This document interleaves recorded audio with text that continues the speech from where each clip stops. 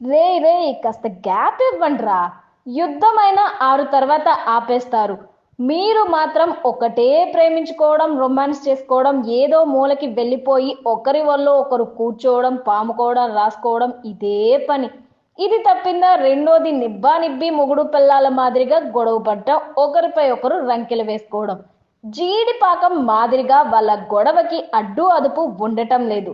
House లో ఉన్న వాళ్ళైతే ఏంట్రా అస్తమాను ఈ సోది గొడవలు, చూసే వాళ్ళకి చిరాకు కలుగుతుంది. ఇంకా ఎప్పుడు ఇదే పన అని తిడుతున్నా కూడా వీళ్ళు మాత్రం వాళ్ళ పనిని వదిలిపెట్టలేదు. చేస్తే రొమాన్స్ అయినా చేసుకుంటున్నారు, లేదంటే తిట్టుకుంటున్నారు.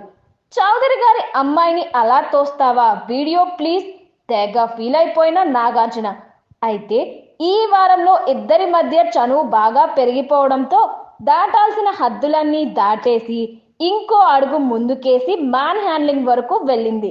ఇద్దరి మధ్య గొడవ పెరిగి రీతు చౌదరిని మంచంపైకి తోసేశాడు నిబ్బి డెమాన్. అయితే ఒక ఆడపిల్లపై అలా మ్యాన్ హ్యాండ్లింగ్ చేయడం తప్పు అని చాలా మంది ఖండించారు. రీతు చౌదరిని ఆడపిల్లగానే భావించి డెమాన్ అలా చేయడం తప్పని అన్నారు. ఈ శనివారం నాటి ఎపిసోడ్లో నాగార్జున ఆ వీడియో చూపించి డెమాన్ చేసిన పని క్షమించరాని నేరం అంటూ అతన్ని మోకాలపై కూర్చోబెట్టి క్షమాపణలు చెప్పింది.